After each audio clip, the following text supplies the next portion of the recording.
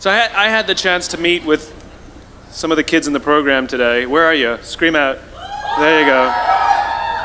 I love those kids. And so what I thought I would do, because they gave me a little bit of time to say whatever I want, is offer you a little bit of some observations for your future. I have 5 little rules that you can follow as you find your spark and bring your spark to life. The first is to go after the things that you want. Let me tell you a story. So a friend of mine and I, we went for a run in Central Park. The Roadrunners organization, on the weekends, they host races. And it's very common at the end of the race, they'll have a sponsor who will give away something, apples or bagels or something. And on this particular day, when we got to the end of the run, there were some free bagels. And they had picnic tables set up, and on one side was a group of volunteers. On the table were boxes of bagels, and on the other side was a long line of runners waiting to get their free bagel. So I said to my friend, let's get a bagel.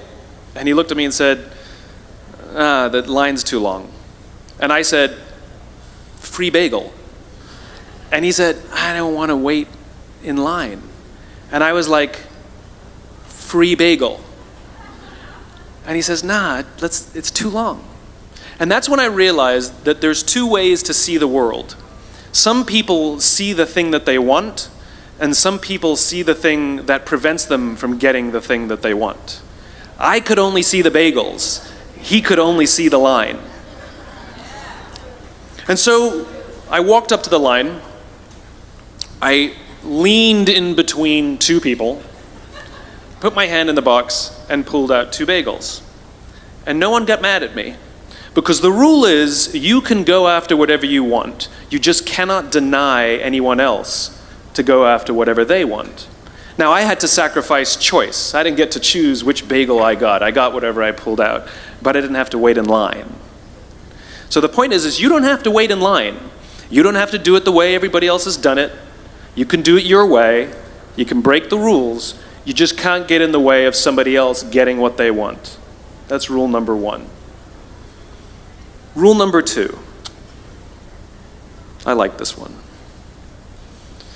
In the 18th century, there was something that spread across Europe and eventually made its way to America called puerperal fever, also known as the Black Death of childbed. Basically what was happening is women were giving birth and they would die within 48 hours after giving birth. This Black Death of childbirth was the ravage of Europe, and it got worse and worse and worse over the course of over a century. In some hospitals, it was as high as 70% of women who gave birth who would die as a result of giving birth. But this was the Renaissance.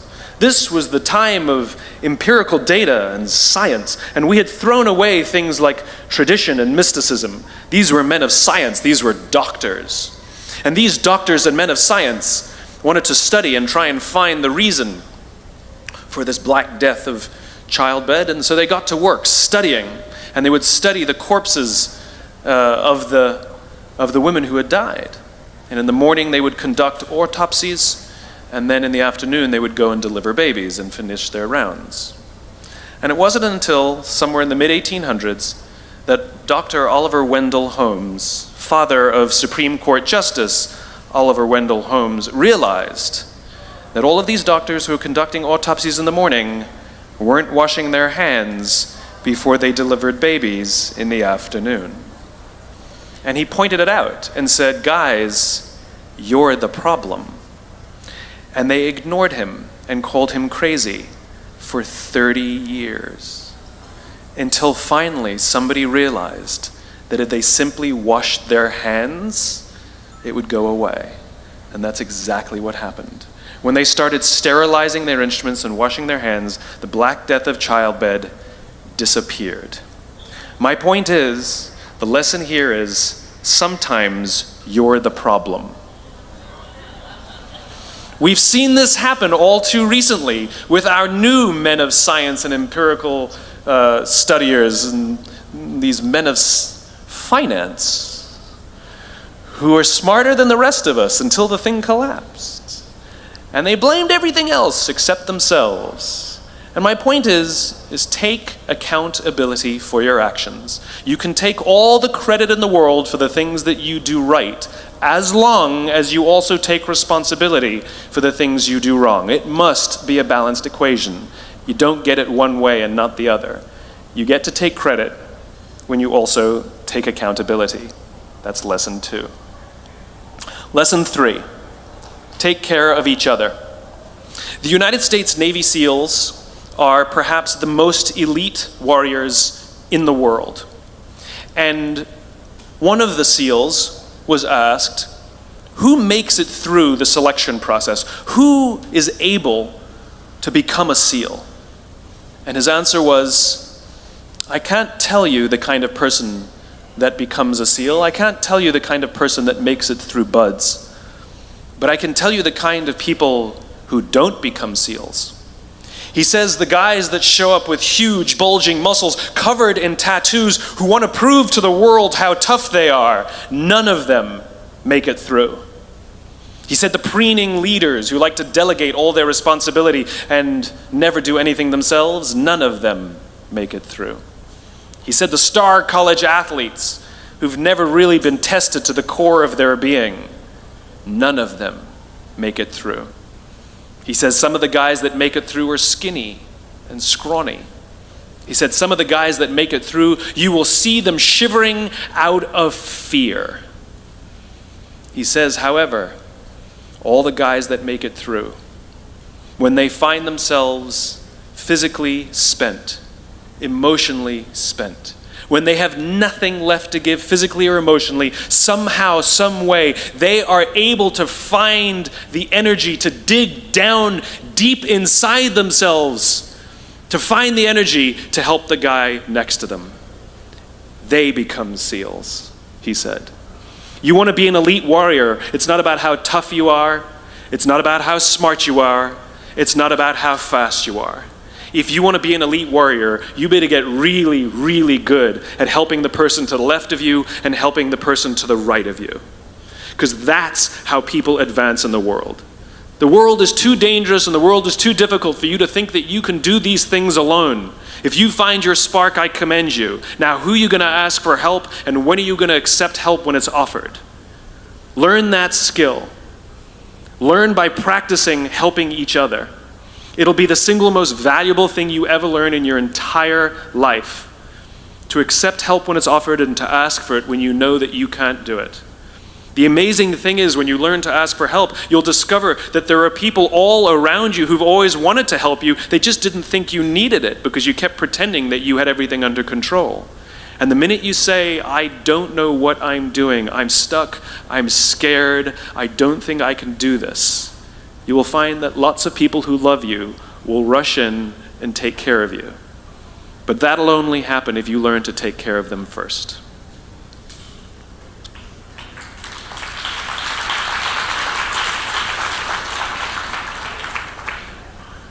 Lesson 4. Nelson Mandela is a particularly special case study in the leadership world because he is universally regarded as a great leader. You can take other personalities, and depending on the nation you go to, we have different opinions about other personalities. But Nelson Mandela, across the world, is universally regarded as a great leader. He was actually the son of a tribal chief. And he was asked one day, how did you learn to be a great leader? And he responded that he would go with his father to tribal meetings. And he remembers two things when his father would meet with other elders.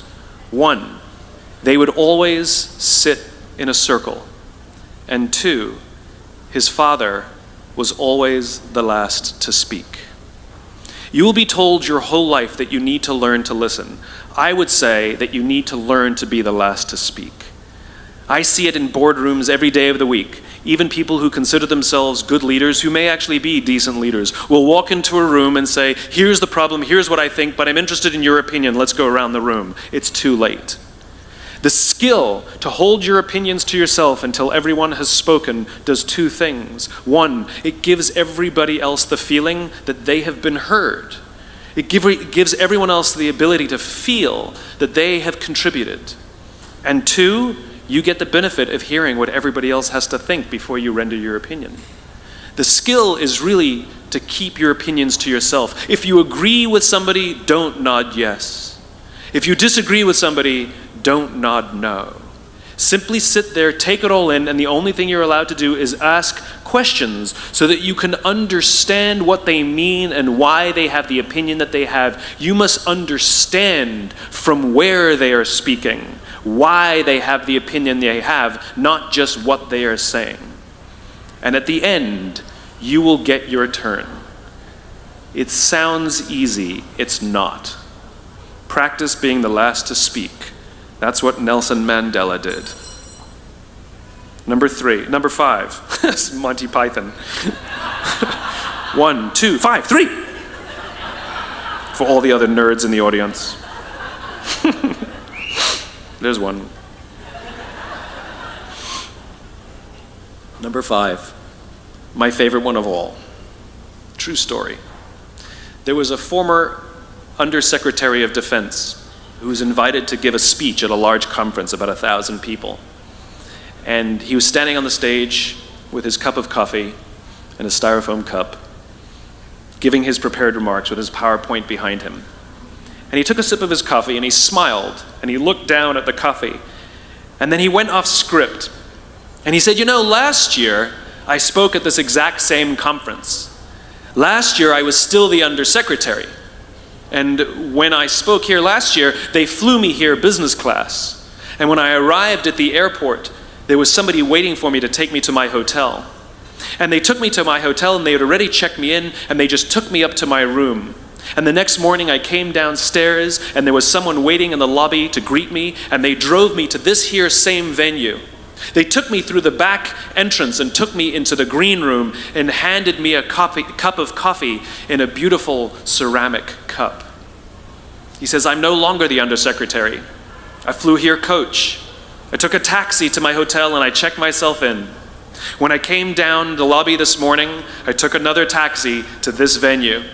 I came in the front door and found my way backstage, and when I asked someone, do you have any coffee? He pointed to the coffee machine in the corner, and I poured myself a cup of coffee into this here styrofoam cup. He says the lesson is, the ceramic cup was never meant for me. It was meant for the position I held. I deserve a styrofoam cup. Remember this. As you gain fame, as you gain fortune, as you gain position and seniority, people will treat you better. They will hold doors open for you. They will get you a cup of tea and coffee without you even asking. They will call you sir and ma'am, and they will give you stuff. None of that stuff is meant for you. That stuff is meant for the position you hold. It is meant for the level that you have achieved of leader or success or whatever you want to call it. But you will always deserve a styrofoam cup. Remember that. Remember that lesson of humility and gratitude. You can accept all the free stuff. You can accept all the perks. Absolutely, you can enjoy them. But just be grateful for them and know that they're not for you. I remember getting off the Acela. I took the Acela from New York to Washington, D.C. And I got off the train like everybody else. And I was walking down the platform like everyone else. And I walked past General Norty Schwartz, who used to be the Chief of Staff of the United States Air Force, the head of the Air Force. And here I did, see a guy in a suit, schlepping his own suitcase down the platform just like me. And just a couple months ago, he was flying on private jets and he had an entourage and other people carried his luggage. But he no longer held the position. And so now he got to drag his own suitcase.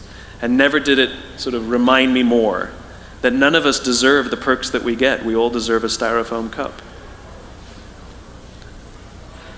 It was a pleasure meeting you guys this afternoon. I was blown away by your honesty and your curiosity and your poise. And I am confident that the future is bright, despite the fact that America looks like an absolute mess right now. I am confident that the future is bright for one reason and one reason only, because you will grow up and you will be our future. Thank you very, very much, guys. You're wonderful. Thank you.